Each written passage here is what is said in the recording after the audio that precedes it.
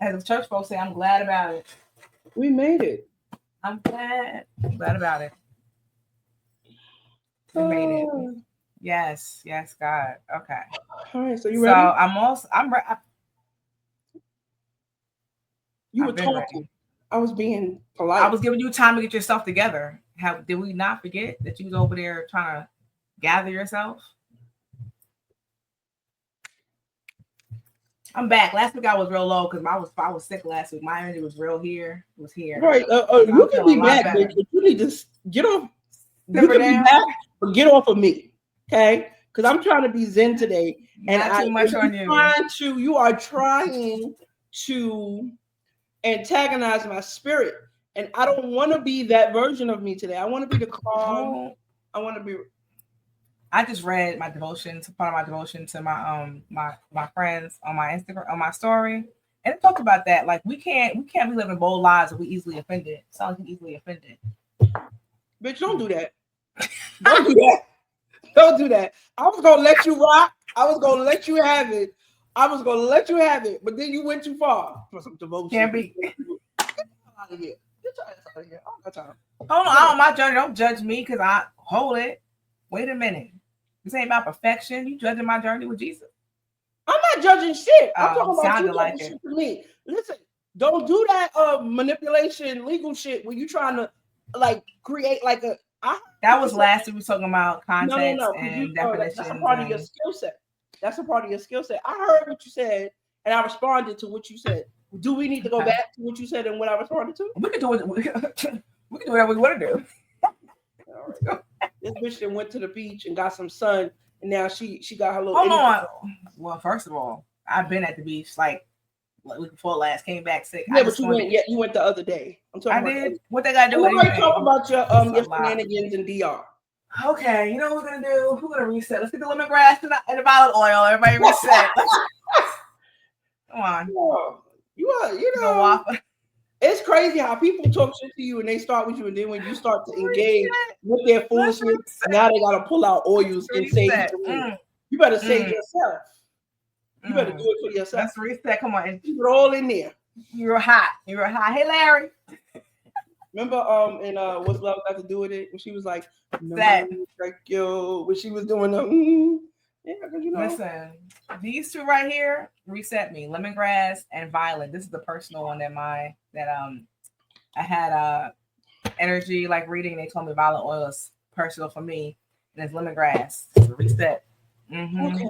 So I'm gonna read our show description because we're trying to stay at an hour today. My God, today. Bless him. That's the goal. That's the goal. We'll see. Let's go. All right. Welcome to the H.E.A.L podcast. Join two real-life friends and professional women on a journey of self-discovery, growth, and healing.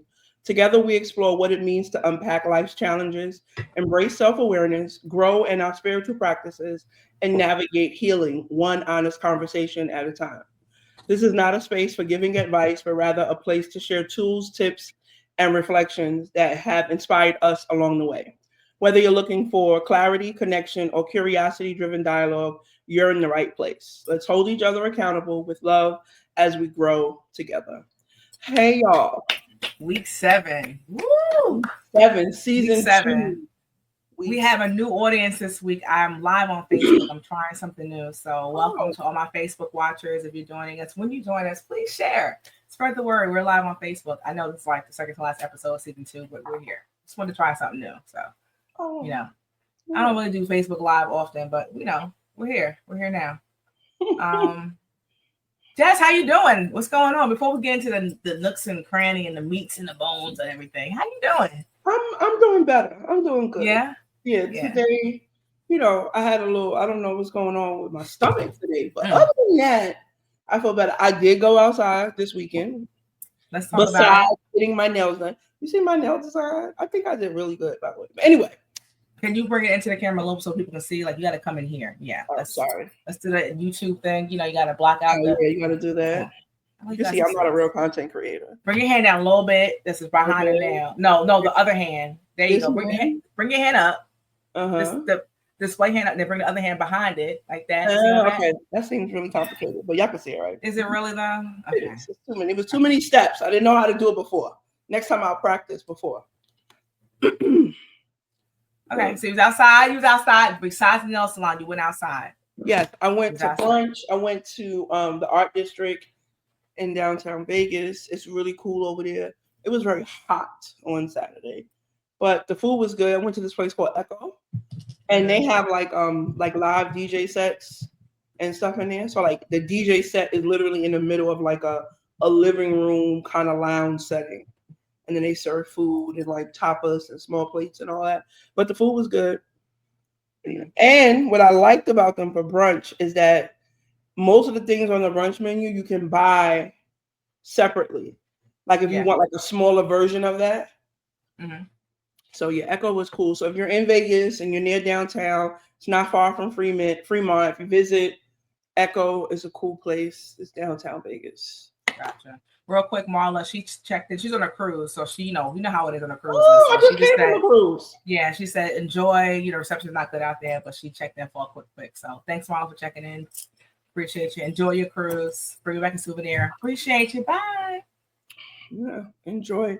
I can't wait to go on another one. So yeah, speaking of stomach issues, I don't think I shared it on the last week's podcast. I was like in the midst of it. So I went to DR for one of my best friend's weddings. Like the 23rd or 4th through the 29th. And for the most part, I was okay.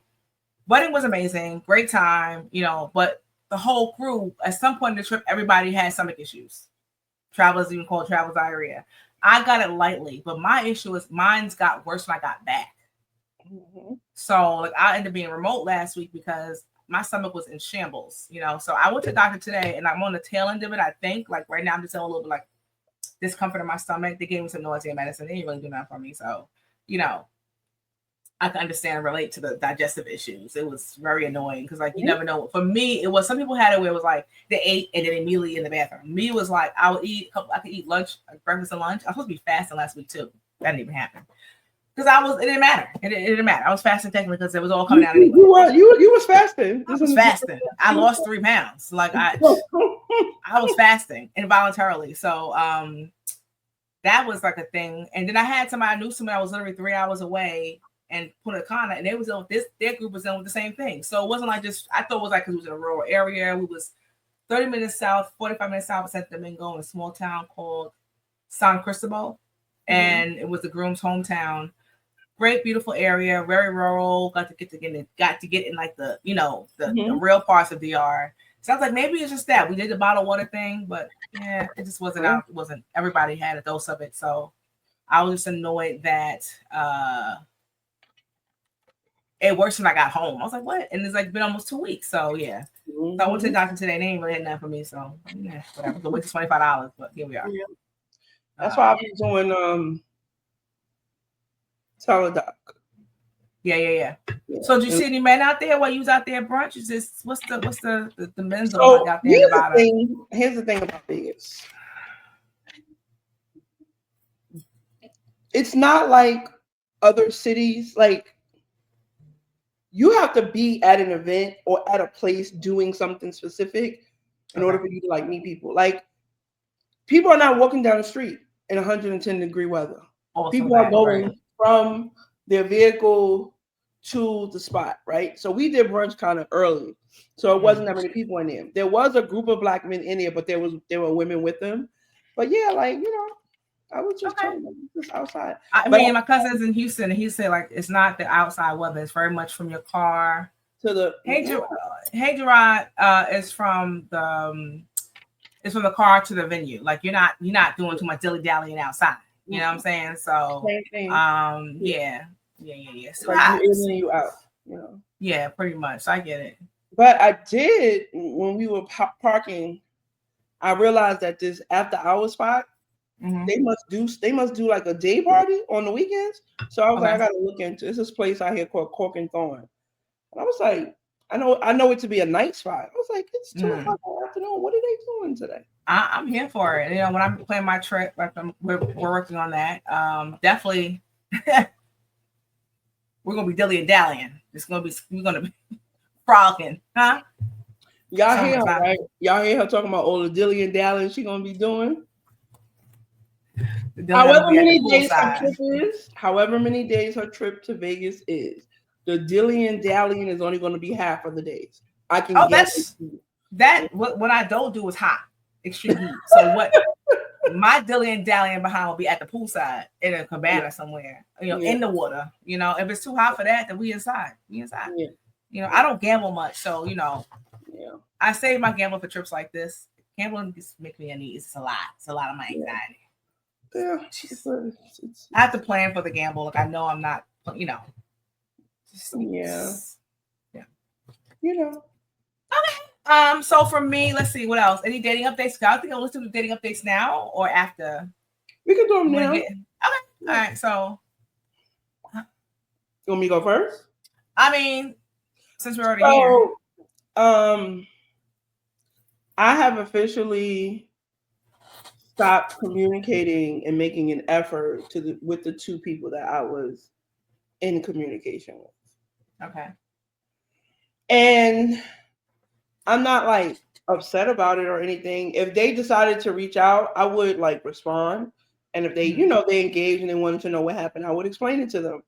But I feel like if I've communicated something to you 2 or 3 times and there's been no change or no effort for like something to change over a period of weeks, then it's just like, there's nothing else for me to say, right? If you want to make a correction in your behavior or the way you show up, then you would. Or if you can, you know what I mean? And if you can't, then ain't no need for me to remind you. That's right. We talked already. So, and then the other one, he had knee surgery. Oh, he had it already.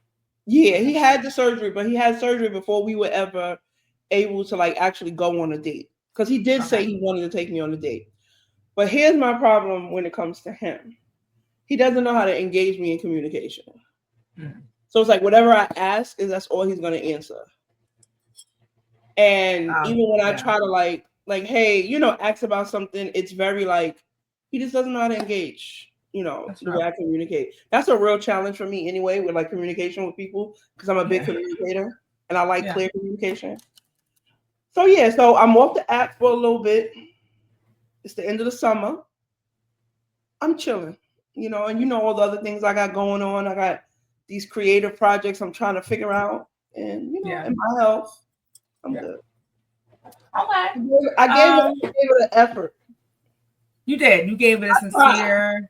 That's what I'm looking for, but it's escaping my mind. You gave it a real effort, and I appreciate the effort. This dating thing, it doesn't also have to be. It doesn't have to be like continuous. I think you have to like.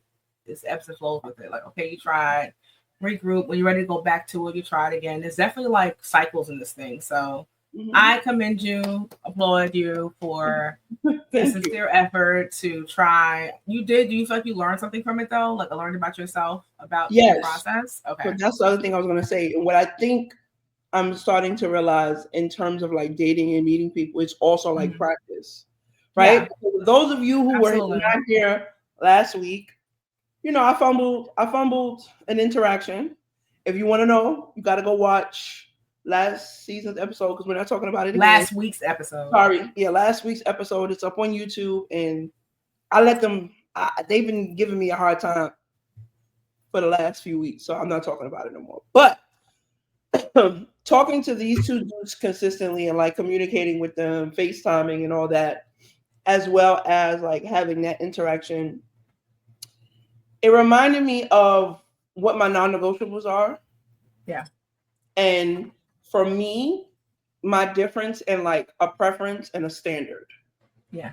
So like good communication is a standard for me. Intellectual stimulation is a standard for me. So if those standards are not met, then we don't need to really we don't need to try. Hey, Jasmine. Pakaki 617. I don't know that she just joined us. Listen, intellectual stimulation it sounds sensual, don't it? Intellectual stimulation. Listen, I mean, so that's what I've learned. And I've learned that I do have the power to like maintain, to create a boundary. because the boundary, you know what I mean? And I don't really have to keep reminding someone of something. Like, I told you what works for me. If you can't meet that need or you don't have the capacity, then there's no reason for me to keep reminding you, because that's nagging. I don't want to do nagging. And I don't want to be in presence with, I don't want to deal with people anymore that I don't think really like me. Question. Do you think, because sometimes, either they don't really like you or they just don't have the capacity or we've had discussion with me, like sometimes I don't know the difference.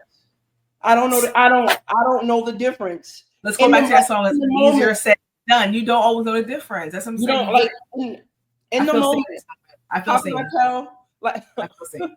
Got you. No, I pick up what you put down. I got you. You know what I'm saying? But it's like, in the moment, you don't know. Only thing I know in the moment is that this is not stimulating. You didn't show up for me. You're not showing up for what I need. Yeah. It's not fulfilling. There's been no ebb and flow in what my and what this interaction or you being a part of my life looks like. Yeah. Like, it's all about, it's been a learning process for me, but it hasn't been like a process of connection between the two of us. Yeah. You know what I'm saying? So it's like, and the thing is not your responsibility to understand why they're not doing it. Let them, in the words of the amazing Mel Robbins, let them. We don't know why, but I know that this much, you're not giving me what I need. So again, I just wanted a quick check-in. I'm live on Facebook tonight, first time. Hello to everyone's joining us. We're doing a quick check-in before we get into the meat and potatoes of the conversation. Doing a quick check-in with Jazz on dating. I'm about to give my update as well. I'm feeling a lot better this week. Last week I was not feeling well, so Andrew was definitely a little lower last week. But I'm here. We're here. But I'm happy that you had that experience, that learning experience. More, like you said, more importantly, you learned about yourself more and what you need. So when you're ready to get back in the ring, you got some more tools and how you would approach it, and you can easily. I think that's the beauty of the dating experience. Like, luckily we find our favorite person. If not, we just got some experience, learn more about ourselves, and know how to better communicate our boundaries, our wants, and our needs. We set our standards and our purposes, and learning that they're gonna teach you. And I was watching the Van Lathan podcast. I forgot the name of it, but I was watching a recent episode where he was interviewing Connie. What is his name? I sent it to you earlier today. Elliot? Is it Elliot something? Connie Elliott. I believe that's what's his name. And it was interesting. What got my attention, because I saw a clip online on Instagram, was talking about, he was saying, like, when you go in a partnership, your duty is to ensure your partner's happiness and to help them achieve their dreams. I was like, oh, let me hear. I always, me, I love to hear about relationships and, perspectives. So one thing, the first part he was talking about, he wrote a book, and he's like, it's about the questions you ask yourself, right? And when I'm going somewhere, follow me. I'm telling myself that too, because I kind of felt like I went off a little bit. But the point is, like, not always is looking at what we're not getting, but also understand, ask the question of, what do you want to do? What do you want to be? What do you want out of this? What's your goal? What's your dream? Is it I desire, and being real and say, okay, I want partnership. I want a family in this. Okay, what do I have to do to get there? Or I see myself being a farmer with potatoes and tomatoes in the middle of in the middle, whatever that is, like that real question of what I want, what's going to make me happy, versus a lot of times, even when we go to therapy, we talk about the things that's not making us happy, it's not working. But we just change our questioning to ourselves, and even in the dating process of what do we want? And when we change that approach, we can look at it in a more positive sense versus negative. So I thought it was an interesting concept and this interesting mindset.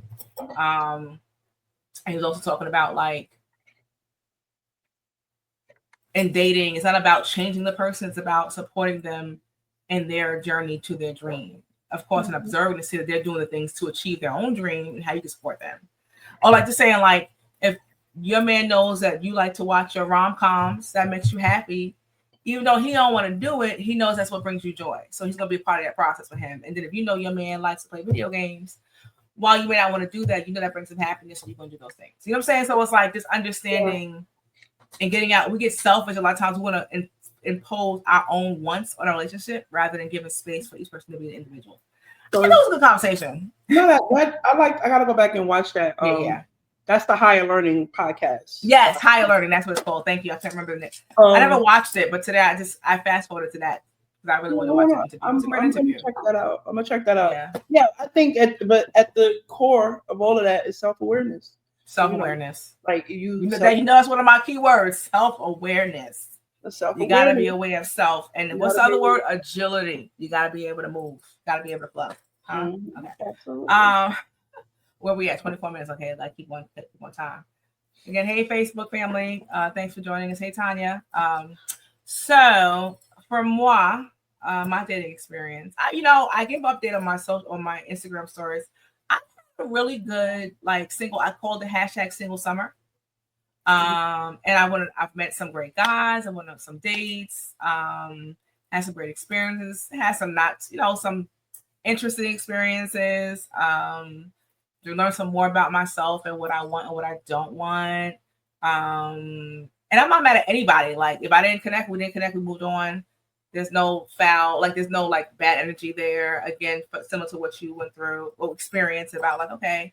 But I have reconnected with someone that I connected with earlier in my dating. Well, I guess the second round of my dating experience, we recently reconnected. And we're exploring, possibilities of continuing.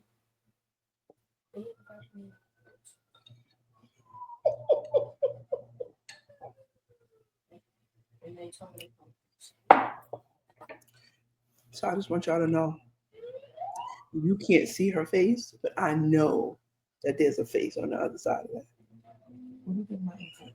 that. Be nice to my friend. Thank you. You're supposed to be in the house anyway, right? They invited her to the pool, and I said, "Well, I'm recording. There's no outside. I'm not here to supervise. So no, she cannot go next door to the pool because I'm not outside. That's the rule. This is the rule. While I'm recording. It's a boundary. So I just gave her look, she wouldn't be a kid if she didn't try. She didn't ask. She tried. You gotta make an effort. I was hoping my eyes were because I already saw it from the side. I already know what her face looked like from the other direction. You know what I'm saying? But kids are intuitive. They'd be like, okay, maybe if she's busy, all of this stuff is not gonna happen when I ask her this, and she just goes to no. But her mother. We already discussed it. I would say yes to the pool, but I was not distracted, and I could easily just check in. But we set the rule when I'm on recording live, there is no outside. I let her sit in the front step with her friend, but you're not doing anything outside of that. We're not doing that. They're gonna try. It's kids, so I'm they're gonna try. My girl, man, enjoy my life. Yeah, she tried. I get ready. Some wouldn't even bother. She tried, so I get it. But yeah, so I reconnected with someone. What I do, I'll just focus on the positive. We have great communication. We both know what we want, and we're working together to create that foundational relationship that we both desire. It has potential. I'm going with open mind, zero expectations, just open to just day by day, and that's the best way you can do it. So it's an ease, it's a flow, and I have to check. I ain't gonna lie, I be overthinking sometimes. I be doing a lot. I have to check myself and wheel it in. But he's very patient. I'm sorry he rolls his eyes at me plenty of times. And I'm like, it's okay. Listen, you came back over here on this ride named Kyosha. I'm going to get on your nerves. It's gonna happen. But just know it's from a good place. Everybody gets on everybody's nerves. You're gonna get on my nerves too. But it's a good time over here. Let's keep the party going. So I'm excited about keep the party going. I'm excited about that. It's a great guy. I love that. I love that for you. I think that's cool because that's a. I don't know if this connects with the conversation. I was about to ask something. I don't know if it's. Go ahead. Let's go. That's not actually considered spinning the block because y'all weren't exclusive. Y'all were just getting. We was in the first 30 days of getting to know each other. I don't know if that is spinning the block, y'all. I don't know. I've never done that. So no, we dated and the timing was off. We dated for 30 days and we was like, okay, we gotta get some things together, right? And he had to go figure out and be sure about what decision he has to make. He had some things to do. And he made his decision. He came back around. He was like, hey, it was involuntary. the way it came to me was the way he wanted me to find out, but it was cool. Yeah. So That's interesting. But yeah, I love that. I think that's cool. I really hope that. Jazz said he's from the block. Okay. That's what it is? Okay. He's from the block because He's from the technically, block, not yeah, you. he was like, I gotta go over here and figure this out. I Wow, was like, and then he's from the block. Okay, got it. He had to come back around like, hey. And I was like, what's up? Mm-hmm. I was over here like this, talking to over the there? side. You over there? You free? You busy? I'm kind of talking to somebody. What you need? You need some? What's up? Oh, think about it. Let's give it. You know, also it's dope though. I'll say this too. I'm in the middle of like a 30-day devotion. I'm like doing like a spiritual alignment or realignment, like you realign your tires. And I express like, hey, I'm on this journey. Wait, talking about? Did you say like realigning tires? Yeah, I use this example with him today. I was like, you know when you align your tires and you first time you drive your car, well, yeah, I know you don't have this experience, but those of our drivers, when you get your tires realigned and you drive your car after that, you can feel the difference. Like, oh, I was a little wobbly, I didn't realize it. So I was saying, like, I was telling him, like, I'm catching up on my devotions, and I realized how much I needed this like realignment, this recentering. And sort of like when you get back in your car after alignment, you realize it's driving smoother. And I definitely want, the difference is this time, since my last relationship, I do want to center Christ, and I do want to seek him more in how I approach things. In every relationship, right? And every conversation I have, I do pray and say, okay, God, show me how to, navigate this process. So, and that goes into romantic relationship as well. So, again, it would be amazing. I'm looking at the glass half full. It would be amazing if this becomes my favorite person. But if it's not, it's just a part of the process. I have no expectations. I love that perspective. I love that outlook and that perspective. I really do. I appreciate that. Yeah. You inspire me when it comes to like dating. And it's very interesting too, because I never looked at myself, and this disconnects to our conversation when we're supposed to be talking about today. But it's like I never considered myself someone who had to be motivated to do just things that were kind of like a part of my everyday life. Yeah. Like men and dating, people, like all of those things for a very long period, for the majority of my life, from like my teens to like my mid to late 30s, men, like me being in a relationship with men or me meeting men, it was never like this long period like it is now, where like, you know what I'm saying? Like, ain't no phone calls, ain't no like, so it's like, I'm not even like really interested in anyone in that capacity where there's like a mutual exchange of like, like we like each other and we're trying to figure it out. So like, me dating or like using a dating app is like a very intentional, specific thing. And I'm just, it's very interesting to me. Because it's an interesting process. It's not easy. It's not for the weak. It's not, because to be honest, and I say this with all due respect to the male species, I'm a heterosexual woman, so I say this because this is the group of people that I prefer to be in a relationship with. If it's like at this point, like my life is so full, I have such great relationships, a great village, I have access to so many resources and things like that. It's just like, if it not for the fact that I was building a relationship with God, I probably would just be back to casual dating. That's wrong. If I wasn't so deep in my spiritual growth and like really learning about the life of Jesus, like if I really wasn't in the Bible the way I am, yeah, I mean, it would just be, 2005 Circle Jazz. Like it would be that version of me. It would be 2015 version of me, because what are we doing all of this for? It can make you go. You can definitely make you revert back to like, what are we doing this for? Because shout out to Jazz. Jasmine said, "I love how you're open to you are to the process." Listen, it's not easy. You definitely have to do some check-ins and like this couple. Jazz, I'm like, hey, I'm done. I've definitely stopped, deleted, came back, refreshed, deleted. Like, it is definitely a commitment. and a concerted effort. That's the word, concerted effort to do it.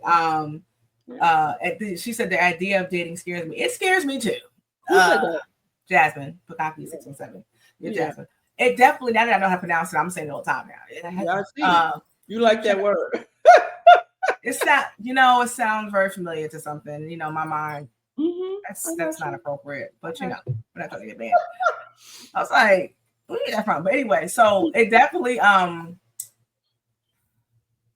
it's definitely something that you have to, like, what, maybe it's scary because also I have a daughter, right? Yeah. And so I dated when I had Manny, but I don't think the process is very different. Also, I think we wasn't as evolved, as aware in my 20s versus in my 40s, and have a young daughter. And like, also, like, real quick, I know we're like 35 minutes. Also, I was talking about this weekend about even like when to bring somebody in, like when to introduce your children into a relationship, like, because it's very important for me to that my children like the person I'm with.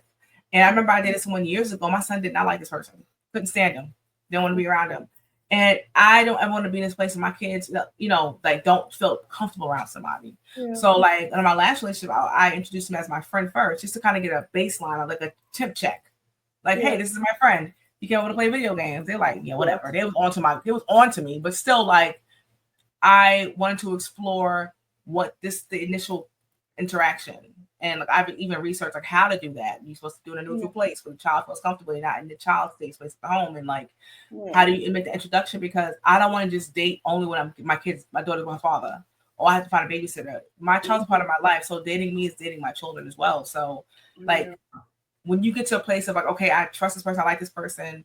Now that's also scary too, because you can go down a rabbit hole of, you thought you trust this person, you become a freaking psycho. I don't, you hear so many freaking stories, domestic violence and stuff like that. You got to be careful. This is where prayer and discernment and wisdom come in. And I think, a lot of times, I'm no judging to those, I've never been in a situation, but I think a lot of times there are red flags that people just don't pay attention to. Yeah. And they're so hell-bent on just having a partner that they ignore a lot of stuff.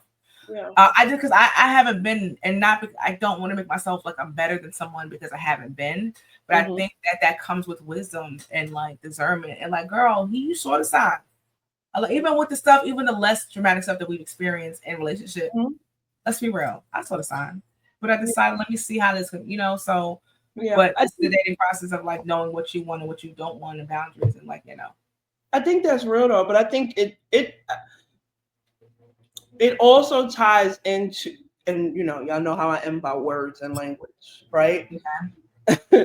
I think when we create a space where we're using language and we're using resources and tools and we give them names, it intensifies, it increases our discernment, it increases our intuition, because the more self-aware we become, the less somebody can play in your face. Because even when you allow it, because maybe you care about this person, or maybe you don't want to end it, when you start using words like boundary and like the way it's really supposed to be used, and you really apply it to you, when you really start using words like accountability, when you really start using words like sustainable, when you really start using words like self-awareness in your life practice, not performative, practice, not performative. Practice, your outlook and your discernment is different, and you see the flags. Now that goes back into the conversation we had last week. It's like when you give grace, there's a part of you, like, you betray yourself on some small level because I love this person and I want to give you a little bit more grace. But at some point, if you are really applying self-awareness and these things to your life, at some point you're gonna be like, look, bro, this ain't it. I think I gotta leave alone. They always talk about like women over 40. It's harder to, they would say, date or pull a BS because those things, most of us have evolved and done the work, and so we're easier for us to catch on to the stuff versus we have more of a lived experience versus our 20s. In our 30s, by 40, like, oh, no, partner, gotta be quicker than that. You gotta get yourself. So anyway. So that's up there on the dating. I'm excited about both of our progresses, and I'm happy that we did this progress. The young ones, they love the 40-year-old women. Now, hey, I had a 33-year-old this summer. Sorry. When you were like that was hilarious. But yeah, like I don't know. I've always met men who are younger than me. I've only dated. I've never dated younger guys. That was like younger men. I don't be looking for anybody because I be in my own world. Most of the men that I've been in relationship with, they've been younger than me. We didn't last a month, but now I can get married because I know I've dated a younger man. So now I can hang up like. What? I can get married now because I never even tried to date a younger. Like we went on a date, we kissed, like we didn't even tongue kiss, we just kissed. We held hands. We went on a nice like date to Nautical Mile. Considered I dated a younger guy, so I now officially can get married. I've touched all the marks. I dated older, younger, in between. Yeah, I can get married now. Okay, let's wrap this up. Yeah, I think also as this last thing, I think also as all of us are getting older, because a lot of men are lonely. A lot of people. This conversation about these older men over 40 with no kids. Okay, I don't say that for another day. Say it for another day. I'm gonna say that I'm not even gonna touch that. But I'm saying humans, right now in this world, in this town that we live in, are lonely. So it's kind of like if you're gonna date, be intentional. Stop playing with people and stop wasting your time. Don't play. Stop playing. Stop playing with people. That's it. Like really come prepared. And also, this is just to fellow women, my other ladies in your 40s. Ignore them statistics. Everything, pregnancy, marriage, or ignore all the statistics. Ignore them. Live your life. Live your life. Statistics and proximity. There's more space between it. So you know what I'm saying? Yes, a lot of us are unmarried and things like that, but don't put all your eggs in that basket. Live your life and be open. Like they said, be like a Mack truck, have many spares. I didn't say that. That's what they said. It's not my lifestyle. Who is they? Who is they? The old folk. You ever heard that? No, I never heard that one. I think my daughter's grandmother told me that one. He'd be like a Mack truck, keep many spares. Huh? I don't got time. I don't got the energy for a lot of spares. I don't got it either. But two. I could do one person that I'm kind of like taking seriously, and then I could do one other. Other than that, that's my limit. I need one to possible, one to pop. Yeah, like I need one in the pot. That's it. So this is my thing. How do you say you decide to be exclusive with somebody? Say for what? Say you decide to be exclusive with someone. What do you do with those possibles? Like, how do you put them on ice without? Because you don't want to disrespect your. I think everybody got somebody on ice. Everybody got somebody on ice that's willing to wait. I don't have anybody on ice currently, but I will say,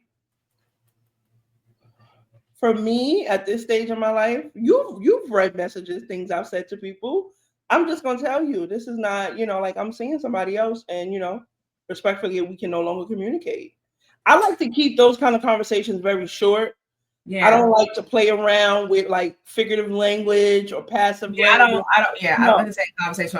Like there's men that's always gonna be like, "Hey, Key," they're gonna keep checking in. I'm like, I'm a relationship. Yeah, you know what I'm saying. Please respect my relationship. Jasmine said, "The stage of my life is that stage of my life has passed me. I was great at playing games." Listen, that's what Jasmine said.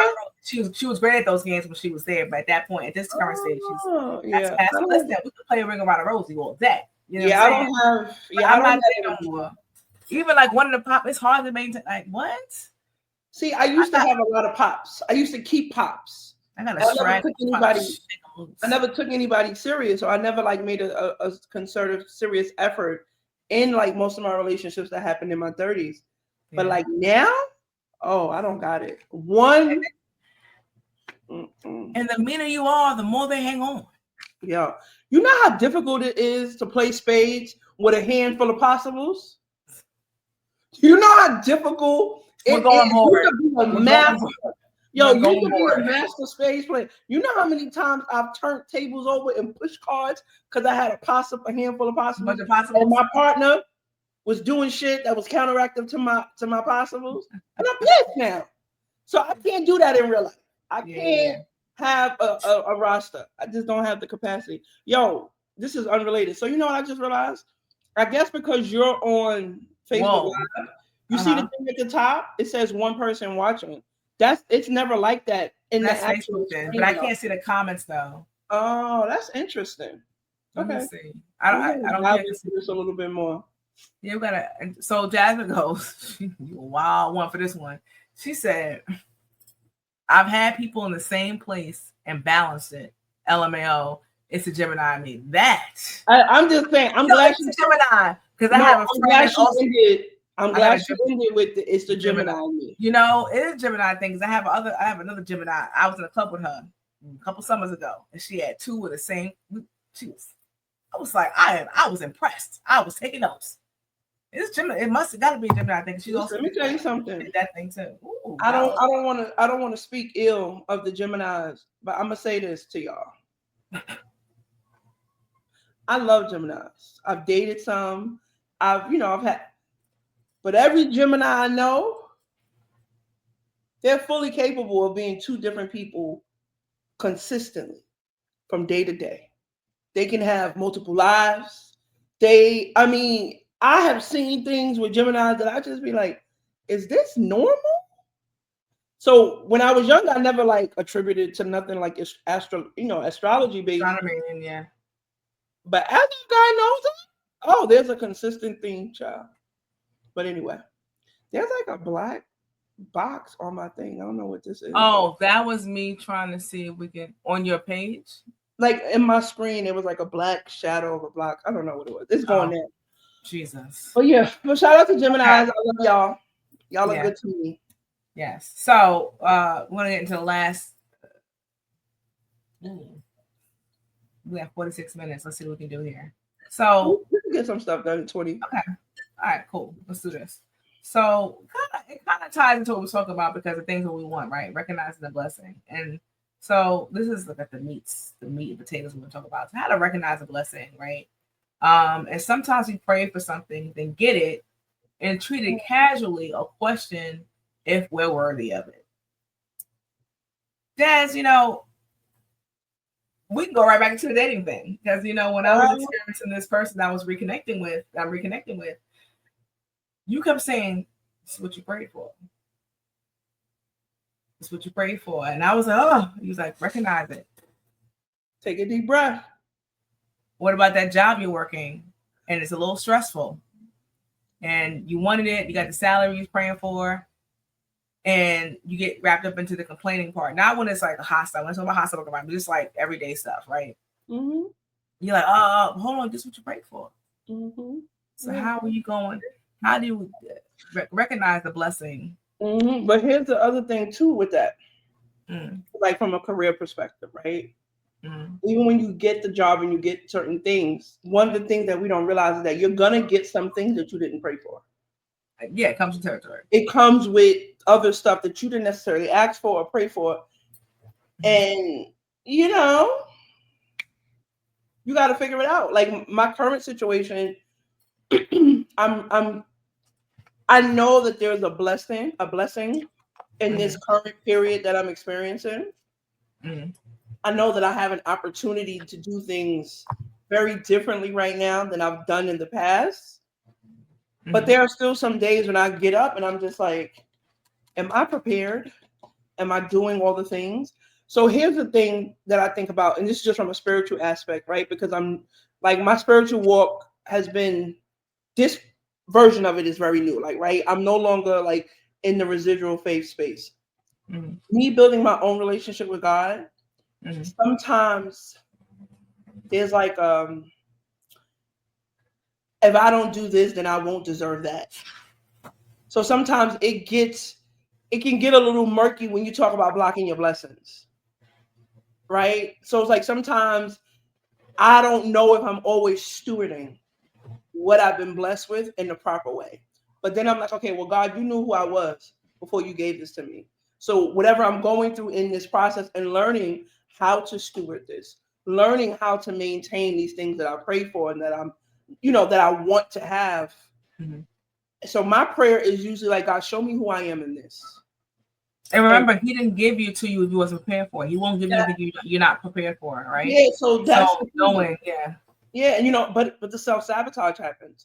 Because when I was telling you and Jasmine like a couple of weeks ago, like I saw myself sabotaging a perfectly chill, positive, peaceful, joyous moment with some other shit. And I was like, oh, girl, did you What are you just do doing? it? I thought we had passed this already. Oh, I had to like, so yeah. So like that whole maintaining your blessing thing or maintaining whatever it is that you got, however it is that you categorize it in your life, it's work. And listen, when recognizing the lesson first, like, the awareness of it, right? Is recognizing you have to kind of step back about, okay, I asked for this. But knowing also and asking when you get it, it's going to call for some growth. There's going to come, like you said, it's going to come some stretching in that process, in that, whatever that blessing is. If you're asking for a new job, or you're asking for peace, you're asking for better communication, whatever it is you're asking God to bless you with, it's not, we shouldn't want anything that's not going to call for some growth from us, right? So we can't get because we can't always determine how it's going to come, what package is going to come in. We have to be able to see what it is, and to your point, not sabotage it, because it's not exactly the way we want it, how we want it. But knowing that whatever's given to us is because we need it, it's meant for us. Yeah. And one of my mentors, I was going back when you were talking about that. He said, when you come into your blessings, you have to understand that some things you can't avoid. You can't go around it. You have to face it and grow into it. So even when you get these blessings, it's going to call for some things for you to grow into. Like when you buy, when your parents buy you clothes a little bigger for you to grow into it, it may feel, this don't quite fit me right. I don't know how, but after a while, once you grow into it, it starts to fit you a little better. It gives you room to grow. There's room for growth. So even in those blessings, recognizing it, and it allows us to steward it with intention. Once you know what it is, okay, I'll just roll up the sleeves a little bit till I grow into this a little bit. I'm gonna roll the cuffs up. You know what I'm saying? So that's the one way in which you can protect and like kind of recognize the blessing and like nurture it and nurture yourself in the process. No, absolutely. Because like even sometimes like in this last, I haven't shared what I'm currently experiencing. I'm going to share it in like the next week or so. So I'm working on these 2 creative projects, that you know about, and and because I'm in such a different place professionally and spiritually, sometimes I'm like, am I doing all the things? Am I meeting the need of what I'm supposed to do? Like, am I being disciplined? Am I being prepared? And it's like, but it's stretching me because I'm learning and I'm pushing through other challenges that have nothing to do with this challenge. But in order for me to show up in the ways that I need to for this particular moment, I have to push through challenges that have nothing to do with it, because I have to figure out how I'm going to show up on some level. And then also rest. I'm learning to not beat myself up when I need rest. Yeah. But also not use rest as an excuse to isolate and disengage. It's a very like, it's like it's an ebb and flow to it. You know what I'm saying? Like really being conscious, like, okay, I need to rest, but you can't use rest as a reason not to work out this week, right? Yeah. You can't use rest as a reason to not check in with folks or not to respond to things or not to like meet the deadlines that you said you were going to meet. You know what I mean? Yeah. So I want to go back just to kind of recenter that. We missed the question while we're talking about this. The question for tonight is, how do we maintain the blessing or operate in it without sabotaging it? So I just want to go back because I didn't position that right. So I apologize for the listeners and the viewers. So first we just talking about recognizing what Jasmine's talking about. We just talked about it just now. Is recognizing it. Sorry guys. Sorry, I like structure. So thank you for that point. And the second part is checking the narrative. To your point, like what do we talk? What is the self-talk that we're saying to ourselves? Are we saying this won't last? I can't do this. I'm not good enough. Oh, this is too good to be true. What if it's just good and it's going to stay good? Yep.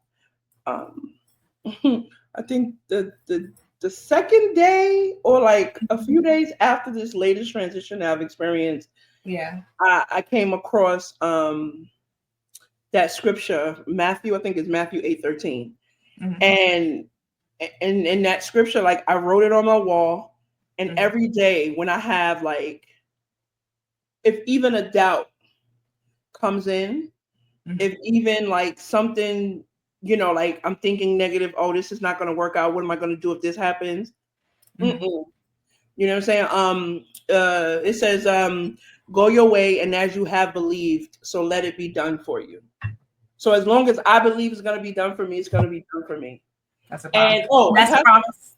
That's a yes, promise. right. And Pastor Hannah was talking about this yesterday. Pastor Hannah from Chicago. I love Pastor Hannah. But anyway, he was just saying like, and when this is what I'm learning, and this is like a part of my sabotage and my maintaining, because sometimes I feel guilty for recognizing the uncertainty of my current situation. Okay. And he was like, being uncertain doesn't mean that you don't believe in God. It doesn't mean that you don't have faith. You are having a human experience and you don't know what's happening, but you're using your faith as a way, as an anchor, the anchor to get through this other part or this other process. And like I have to constantly remind myself of that. And like when I feel like that, I go back Matthew 8:13. You know, as you so believe, so it shall be done. That's it. Remember that time I was going through it, and I said, and I it's similar to what Hannah said. I said, fear. We're human. We're meant to have these feelings. Fear does not mean lack of faith. No, it doesn't. You know, worry. We're not supposed to worry, but it can have things come up. We don't stay there. Mm-hmm. Being concerned doesn't mean you lack. It's okay. Like especially growing up in the deeper religious church, to show emotion or show you're supposed to don't worry, you pray. No. Yeah. I have this serious situation happening right now, and I am concerned. Yeah. And I'm having a human experience. I'm being a human. It's natural to feel the feelings I'm feeling. It's natural to be disappointed. It's natural to be upset and hurt. Yeah. And I'm allowing myself to feel these feelings because I'm human. Yep. But it's not negating the fact that I trust God. Because first of all, He said, if we have the faith of a mustard seed. So while I'm over here crying and like, Lord, I don't understand. But if I just whisper, but I still trust you. I don't get it. This got me messed up. Child. Somebody asked me, I think yesterday or Saturday, and it was like, so okay, I'll share this. I got accepted into a new graduate program, and I'm possibly thinking about going for my PhD, right? And I think hold on. You're not just going to sit there and just I got accepted into a no. That's thank I don't you. got it loud enough. I want to have no, you don't have to have it loud. Thank you. I appreciate your acknowledgement. Let's celebrate. Let's stop playing. Can Jasmine get up, please? She playing games. No, I'm just saying, like, I'm excited. I don't know what's happening. But they were asking me, and they were like, so what next? And I was like, I'm going to be honest with you. I don't know what's next. I don't know anything beyond today. This is the first time that I can say I'm literally leaning on faith. Matter of fact, I was in the nail salon when I was getting my nails done, and there was a woman sitting next to me. She was turning 72 the next day. And I was like, we were talking about the design and thing like that. And she was like, how much is it? I'm saying, I'm being honest with you. I don't know the price because usually I'm doing a multitude of things. This is the first time I'm only doing my nails. And she was like, well, I guess money must not be an issue for you. And I said, oh, money is always an issue. I receive it. No. I said to her, I live by the grace of God every day. I said, I don't have the privilege of like right now in my bank account, I can do whatever I want to do, but I know that God will provide what I need. And you know, in those seasons. And she was like, oh, you a believer? I said, oh, absolutely. And she was like, and it was just like, we had such a great conversation. And, you know, and because it's not that money is not an issue, but I just know that whatever I need, you know, it's going to be provided. I'm no longer like worried about things that I can't control. I don't know what's going to happen 30 days from now. I could tell you what I'm doing tonight when I finish this podcast. Come on, Doc. And I could tell you what I plan to do tomorrow. Huh? And that's it. Jasmine said, yes, Dr. McCain. I can't wait, honey. Oh, God. But to the point, it was saying, like, so when you deal with the narrative, great point. And what you're saying is like, we'll learn to live with him. And that's what the word also says, like, daily. Yes, we're supposed to plan for the future, but there's a daily trust in God. And so when you feel yourself having these recurring thoughts, practice interrupting the cycle. Reframing, go from I'm not good enough to I'm equipped for this. You know, leave yourself voice notes, write yourself notes, put a little sticky pad and remind yourself, you know, that you are. equipped for this. You can do this, and then surround yourself with community and mentors and whatever else you need. The next point is operating with discipline, not fear. This is how you can maintain your blessing. I know we're approaching 59 minutes. So we just talk on operating with discipline, not fear. Then we have stay in alignment, not hustle. Ooh. Which one do you want to touch, Jazz? We could do discipline. Okay. So because operating with discipline, yeah. So remembering that blessings require maintenance. Like any gift or resource, they need care. The difference between operating and blessing and hoarding it out of fear is discipline versus control. Ooh, I will repeat that. The difference between operating in the blessing and hoarding it out of fear is discipline versus control. That's crazy because I forgot that was in that whole. So I'm glad you said that because this was like it just came in my heart when you was talking, and something that came in one of the devotions today. It was talking about like how, a lot of Christians or a lot of people possibly in this particular moment in the world are kind of like sitting on their hands and they're kind of seeing things happen and they're not talking about their walk with Christ and how it's helped them navigate whatever's happening in the world or whatever's happening, right? Mm-hmm. And for me, and I say this to anyone who, don't consider yourself a religious person, but I think that connects to taking care of your spirit and really figuring out who you are spiritually. Like, what does your soul need? And I think we live in a world where so much is happening and there's so many issues in the Black church. There's so many issues within Christianity. And I think people get caught up in what the issues are, but they don't think about, is there a space for me in here where I can be safe? My spirit can be restored, whatever the case may be, right? Because I grew up in the church as a kid in the Baptist church, but I have a lot of issues fundamentally with religion. With the religion, with the organization. I have a lot of fundamental issues with religion. And I studied sociology and anthropology, and the only thing it did was help me further create issue with the idea of religion. But baby, I feel the Spirit of God on a regular basis, and it doesn't have anything to do with any religious walk. So it's like, I don't know, that just came in my heart. So like, if you're listening or if you're watching this and you are struggling and you need, like, just pick up a Bible and read a passage. Just find a prayer. Don't worry about the religion. Don't worry about going to church every Sunday. Don't worry about none of that.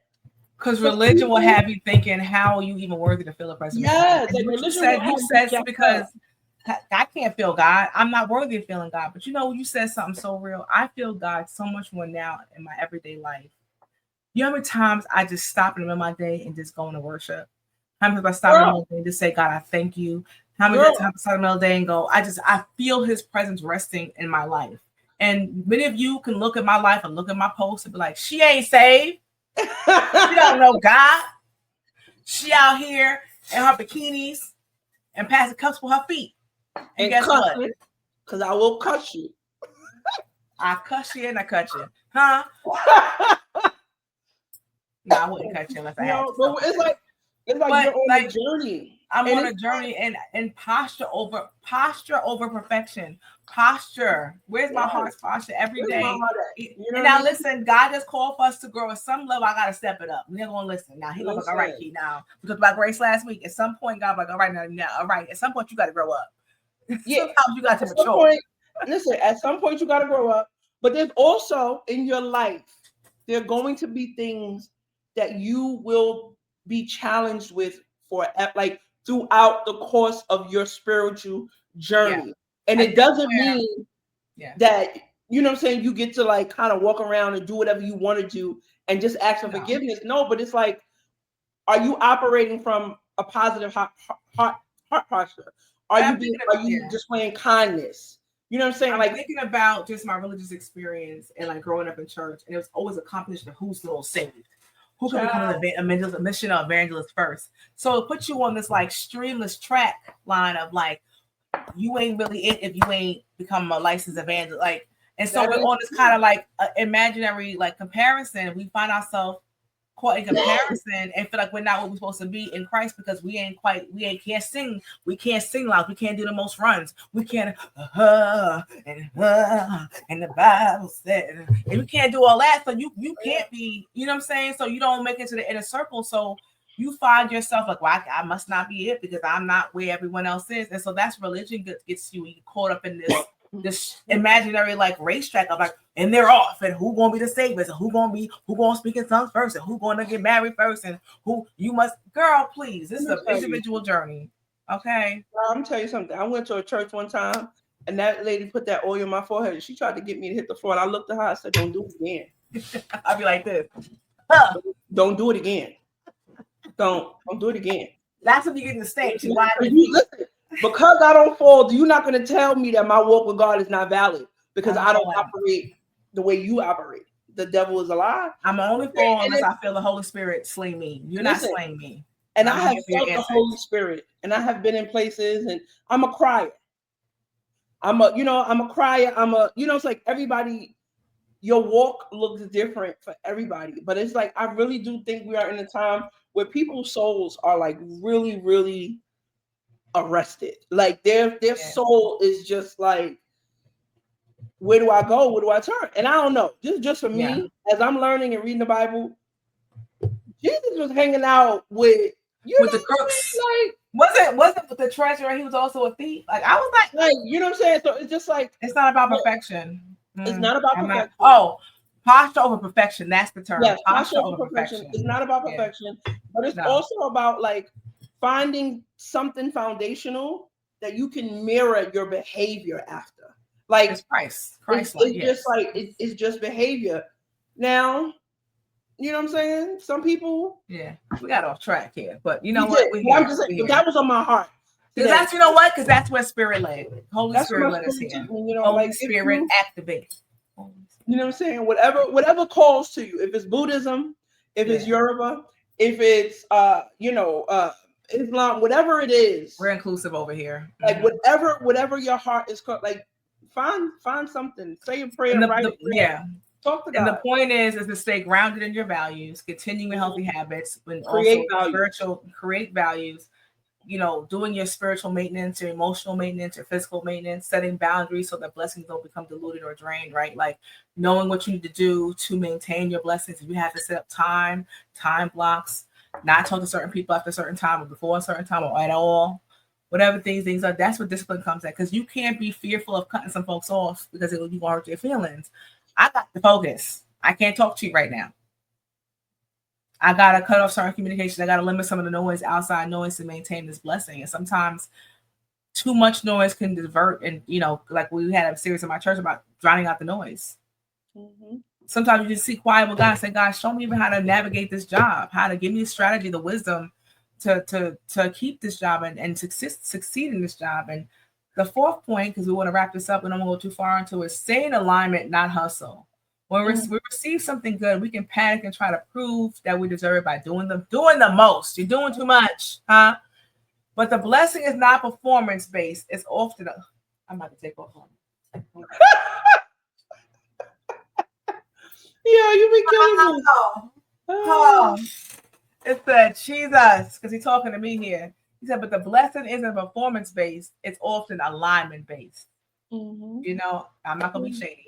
But a song comes to mind. It goes,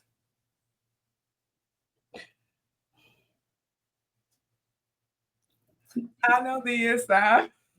No.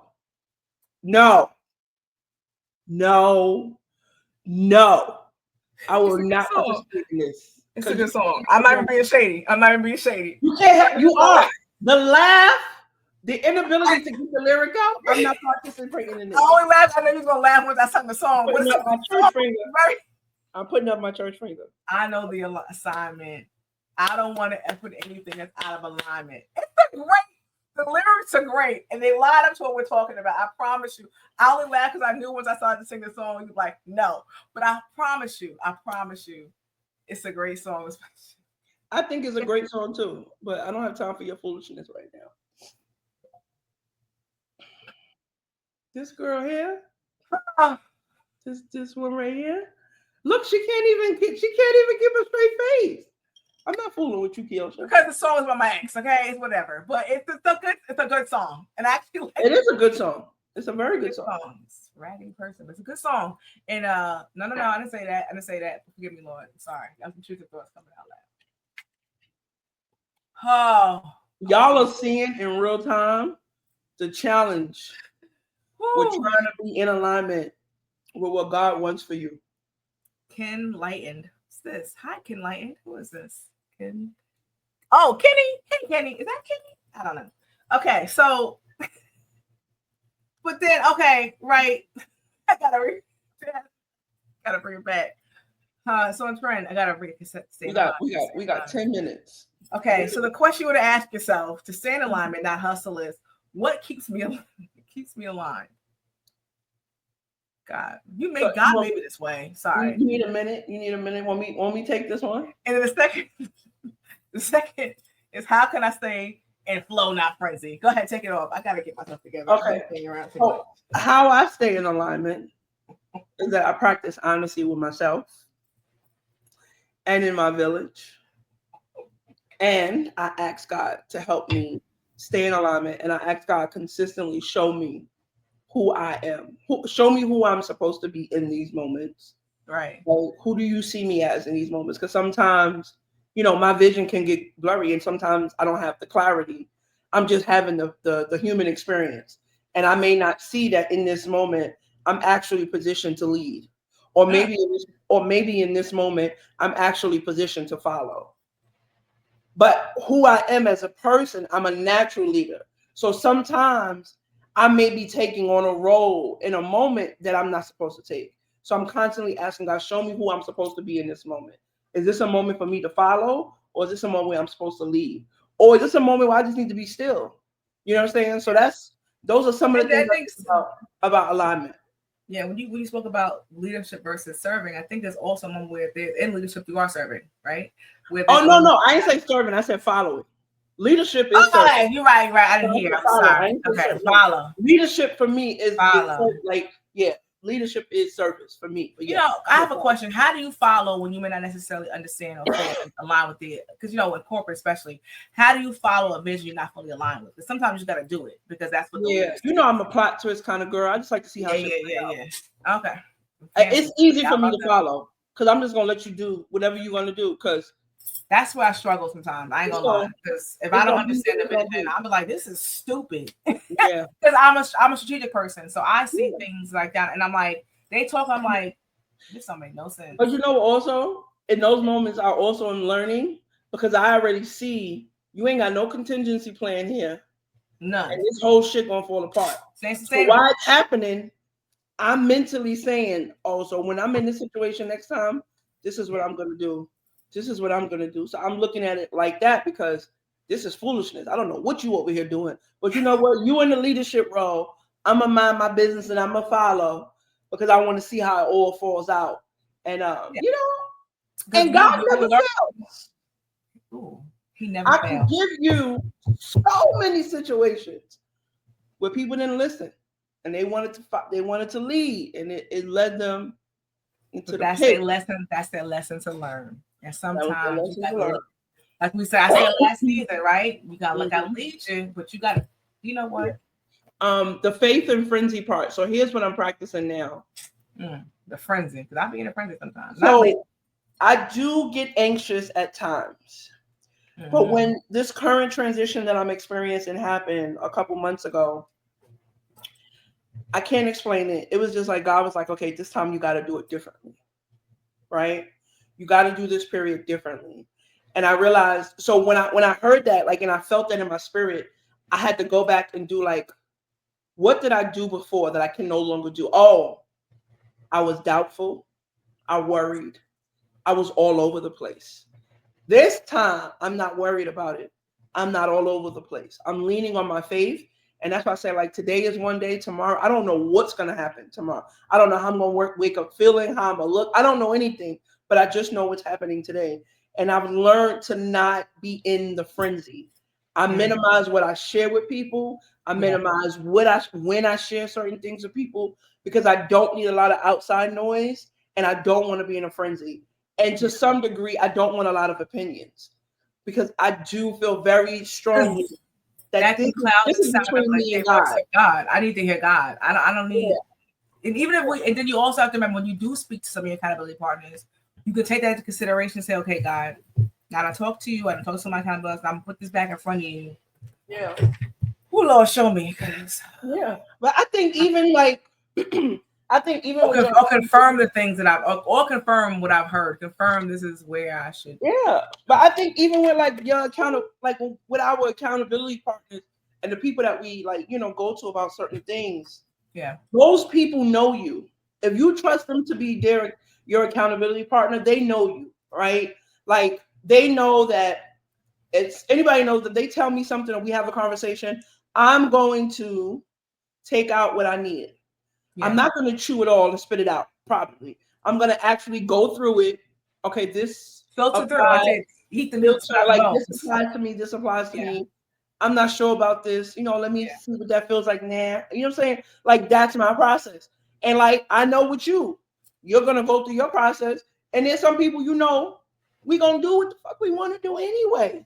I'm just gonna listen to your opinion and see if it resonates. Because there's a couple things, right? So my mom always says, chew the meat and spit out the bones when you're talking, right? Yeah. Other part is because sometimes, even with those who know you, God may ask of something of you that's outside of your norm.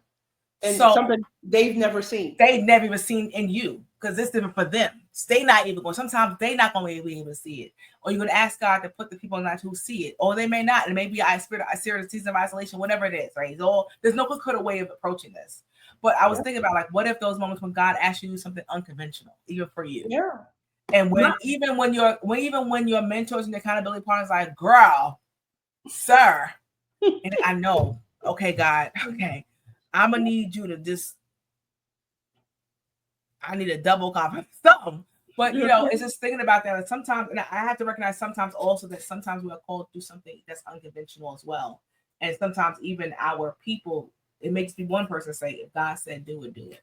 Yeah. And you may have to fast. You may have to set a plate aside and say, God, okay, even like in this moment for me now, it's like, God, I want you, to your point, this time around, even relationship, before I even respond or I have a conversation, I'm saying, God, give me the wisdom to how to handle. And I see the difference. I see the difference in even relationship of, okay, God, before I speak to this man,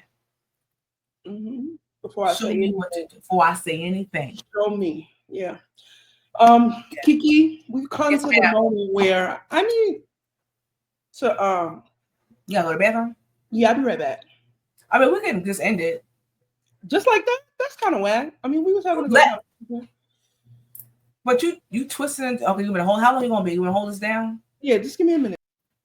Oh, she really okay. Hey y'all, it's me. So, like I was talking about, sometimes God can ask you to do something unconventional, and you gotta just trust God on that. We're gonna wait till Jasmine comes back. I don't know if I'm actually experiencing something right now. So I'll just talk about relationship wise. Like I've never actually centered Christ in my romantic relationships. And this time I'm trying to do that. So it's important for me, like, not that I'm like super safe, nothing like that, but it's important for me that the person who I'm exploring partnership with understands that and respects that. So like right now I'm going through like I'm intentionally doing like a realignment and like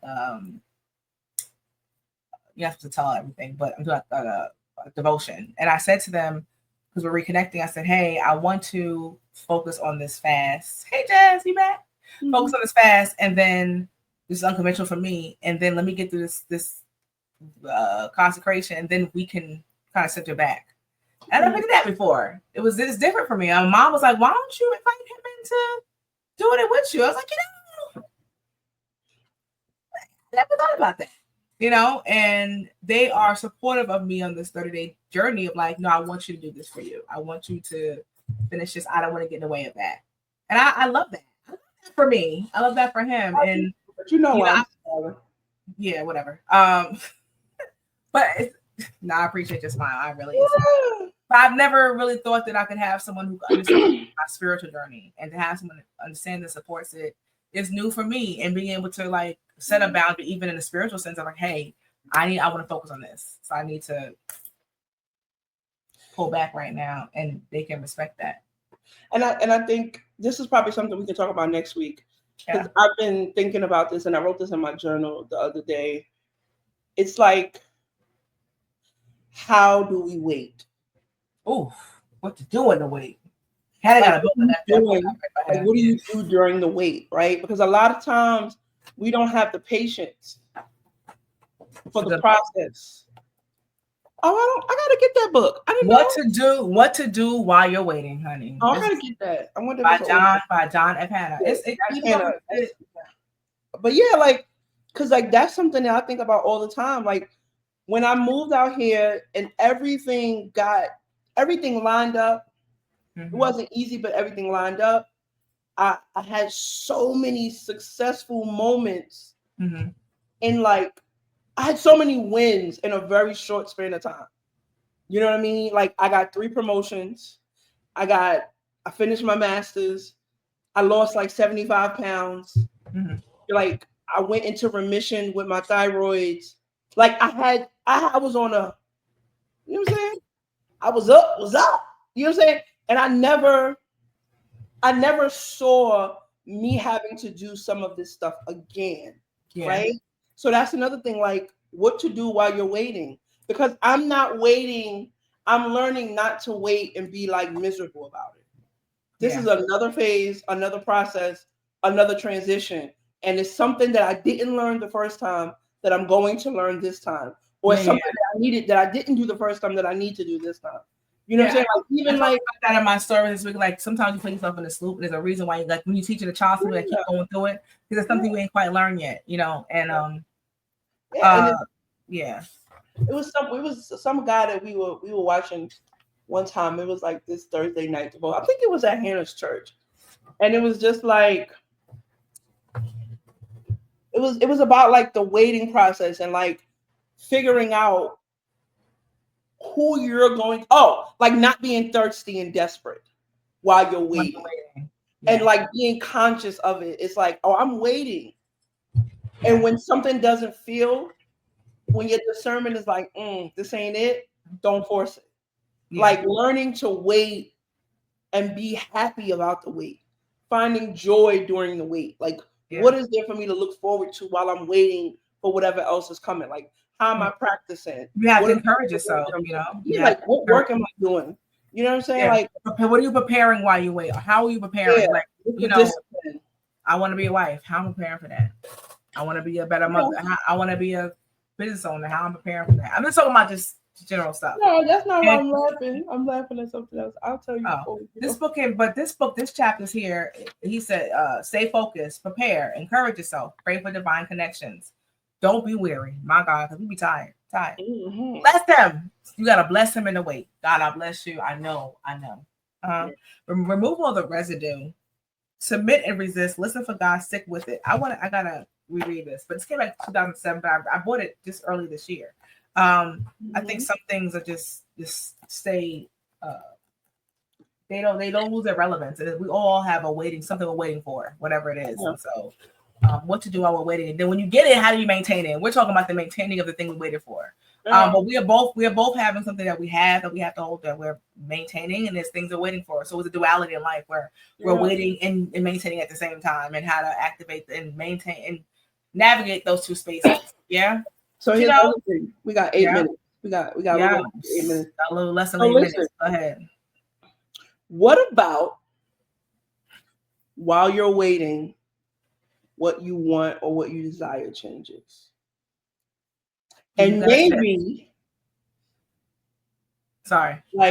Oh yeah. So that's one of my former students. Hi, Zay. He said that part, being content in the wait. Exactly. Like that's one of my former students. Anyway, but so it's kind of like, so for me, what I'm learning is like, I'm in this way. I've been waiting.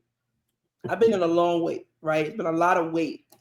And as I've been waiting, I'm wondering, the things that I thought I was originally like working towards, the waiting has kind of shifted my perspective on whether I really want all those things anymore.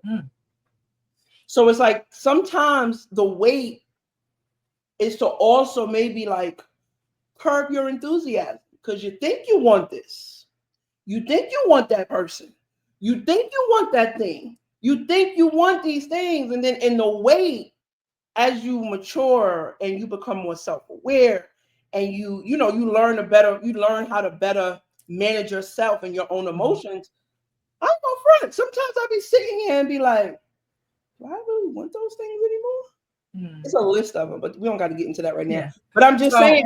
So what you're saying that there's also a purpose in the wait. Yes. Yeah. For you to have some type of actualization or an understanding of what you're actually waiting for. Because what you may think you're waiting for may not be what you've been actually waiting for. Because when you may not be what you actually want. Yeah. Because what you thought you was waiting for may not be what you really want. And sometimes maybe God put you on ice. Like, she hot, right, Jazz? Jazz is on one tonight. She preached tonight. She had me to my church. Jazz, she on one. Oh, my mom said preach Jazz. Okay. You know what I'm saying? She on one. She hot. She hot. Yo, y'all killing me. But that's just what I've been thinking about in these last couple of weeks, especially since I came back from the cruise. I don't know. It's something about being on water. I feel like that's when I feel closest to God. Oh, yeah, I feel close to God too. Being on the water, but like I had a lot of time to think, and I really think like this waiting period that I've been like for a long period of time been pushing against. Like I'm tired of waiting. Like what else you want me to learn? What else you want me to do? What else? I mean, it's like now I'm like, wait a minute. Maybe because I didn't really want what I said I wanted. Maybe that's not really the best thing for me. So, And there's something for us to learn. There's also something for us to learn in the wait. And like, why are we going through this loop of this waiting thing? Because like I said, with parenting, God is parenting us in the sense of like, hey, Courtney. Oh, Courtney's here. We see kind of wow. Hey, Courtney. One of our original community members. She helped us name this podcast. So shout out to Courtney. Hi, Courtney. Yeah. Hey, so girl. Yeah. So maybe next week that'll be what we can talk about, like, when it changes. I should have wrote my notes down because my Instagram was very impromptu. It was like purposeful waiting and then purposeful prayer. Like, God, what is it that you're trying to show me in this loop, in this waiting? What are you trying to show me? How do I prepare and moving forward? But there's definitely duality in the waiting and maintaining, and it all can happen at once. And so just to recap, we were talking about, the question was for tonight, for those of you who just joined us, how do we maintain the blessing or operate in it without sabotaging it? So the first point was recognizing the blessing, right?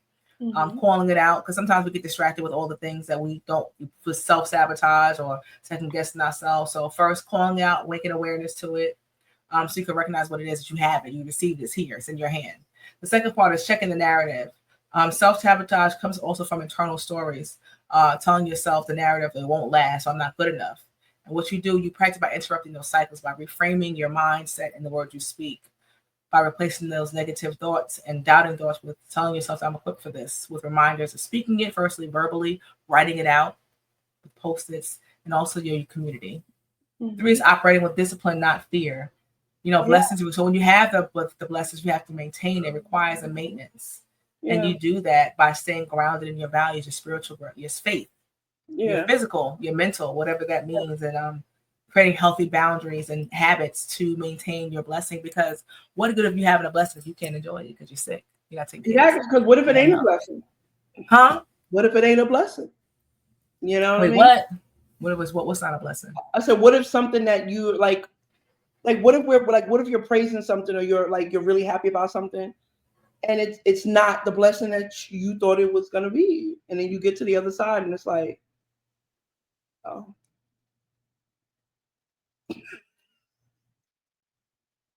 never mind. Sometimes let's say where we're at. No, because that's where my mind went. I know, but you got to recheck it. We just said it. We just said my mind, my mind just went somewhere else. Because sometimes get the narrative. Just stay back on narrative. You stay here. Stay here. Because it just you made something you said made me think about something else. Like stay. Was that a blessing? But anyway, I understand your point. Let's stay where we at. Okay. I had a flashback, y'all. I know. Like, girl, wait. I'll let you process it. Hold on. Come back. You back? Yo, you gotta say, yo, this is a clip. This is a clip. This is a clip. Stay in alignment. It was like, stay. And I was like, oh, okay, I done fucked up. I went too far. It came out. I was like, Because find it. no, and this is the thing, like when you have like brain fog sometimes, or like when you like the math memes. Yeah. Mm-hmm. When I'm having multiple thoughts at the same time, sometimes they don't line up. So that's what happened, but it's cool. But It's okay. It's all right. We're following. A mom says God's filtration. Yes. So stay in alignment, not hustle. And when we see something good, don't panic about it. We don't have to prove that we deserve it. It's here because it's ours. And we don't have to perform it. It's not performance based, it's alignment based. Mm-hmm. Alignment, know the assignment. No. Stop playing with me, Kiki. Stop playing with me. Stop playing with me. I can't do this today. I can't do this today. Oh.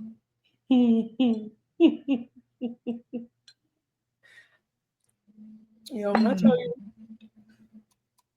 your mother's still on here. Your daughter? Yes. This woman right here. The jokes never stop. They never stop. It's so good to me. It's so good. That song is so good to my spirit right now. They never stop. Yo, okay, we about to end. But you know what I about the other day?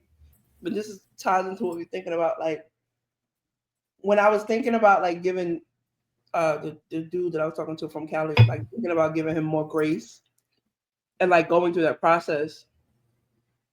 I was like, and it has something to do like with the betrayal thing. I was like, am I operating from a place of scarcity and like desperation? And fear, right? And fear, because like I haven't really connected with anybody in a long time. And maybe I just don't want to let go of this connection. And then it was like, nah. Yeah. Oh, that goes back to the question, Jasmine, why that other person was a placeholder? For me. Because of the fear of like. I know what you're talking. I get it, but when you said the other person, I had to think about the conversation. But yeah. I don't listen. I do not condone placeholder concept. I don't have the capacity for it. But I just said that, like, you know, my one in the possible. That's it. I don't think those are placeholders. But some people are actually just placeholders because you be bored. For me, like when I used to, I'm not speaking for Kiki. I don't know Kiki's parameters for placeholders. For me, it's subjective.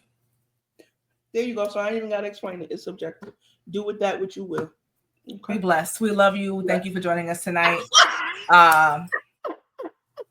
This has been another episode of the Heal with Love podcast with Kiki and Jazz. Yes. May the Lord watch between me and thee while we're absent one from another. Amen. Episode 7 in the box. All right. Bow. Take care, y'all. Bow. See y'all later. Later. Oh God, y'all, you be killing me.